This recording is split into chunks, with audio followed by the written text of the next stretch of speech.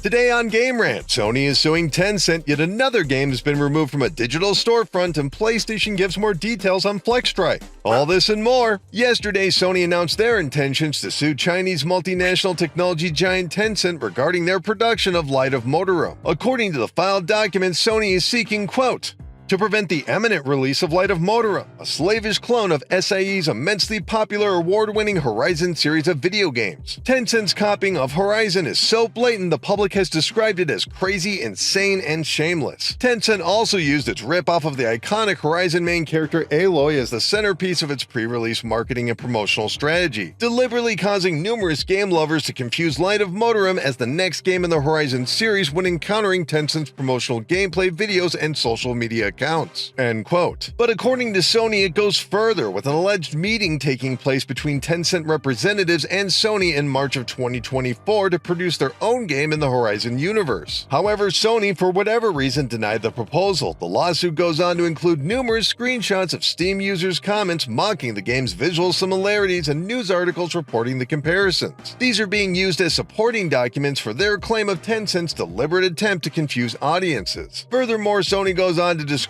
the Horizon franchise's post-apocalyptic world and unique robot animals and dinosaurs, which Sony claims are frequently seen in Light of Motorum, with the company seeking $150,000 for each infringement as well as a block for all sales of Light of Motorum. Do you think Light of Motorum should ever be available, or did it cross a line? Chat back in the comments below. Over the past month, there's been a growing controversy surrounding digital video game storefronts and sales card processors Visa and MasterCard. With growing pressure on the companies, previously available adult-only games have been removed from popular platforms Steam and even alternatives such as itch.io. One removed game is the cult horror hit Mouthwashing, but unlike the adult-only titles, there was a public disagreement between itch.io and developer Wrong Organ's Martin Halden. Following the game's noticed removal, Mr. Halden took to social media to express his disappointment, but admitted he was not surprised due to recent delistings. However, in an unexpected wrinkle, itch.io responded the issues with Mouthwashing did not relate to in-game content, but instead the game's documentation. Quote, this game hasn't been indexed since October 2024 since it doesn't meet our indexing criteria. They are using a download button as a link to Steam. The developer took down any playable files from this page in 2024. Mr. Halden later posted an apology to both itch.io and for any confusion caused by his now deleted post. Mouthwashing remains available on Valve's Steam platform. No word on if or when it will return to itch.io.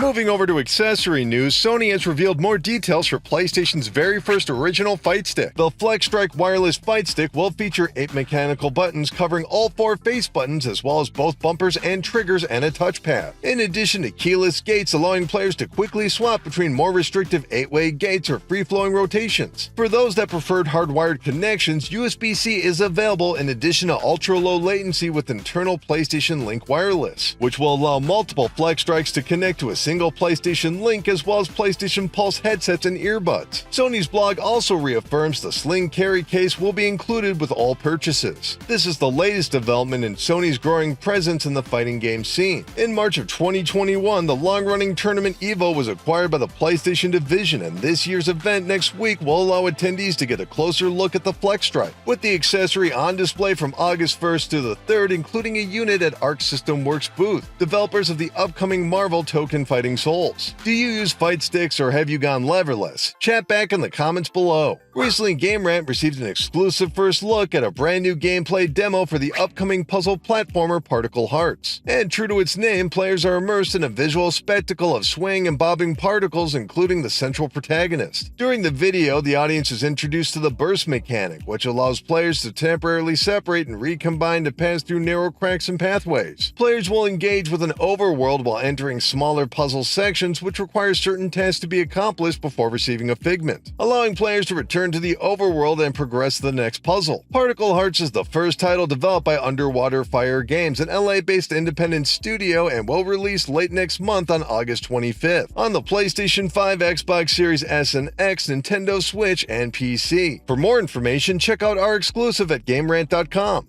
Much news, no time to talk, that's a quick news blast. Nintendo Switch Online has added yet another another classic Mario game to its library, the Super Nintendo's Mario Paint is now available and takes advantage of Switch 2's unique mouse-like controls. WB Games Montreal has accidentally revealed a new project through a job listing. According to the post, this game will feature DC characters with an emphasis on post-launch content and live service features. During a podcast interview, Roblox CEO Dave Baszucki has said the game's platform will feature dating one day. Though no concrete plans were revealed, this feature would be limited to ages 21 and up. And lastly, Tales of the Shire game reviews are up and so far on OpenCritic have resulted in a weak rating. If you're interested in a deeper dive on what the critics are saying, why not take a look at Jonathan Spurgeon's review roundup in the link below. That's going to do it for this video, but we'll be back tomorrow, so keep clicking around here at GameRant and we'll see you next time. Thanks everybody!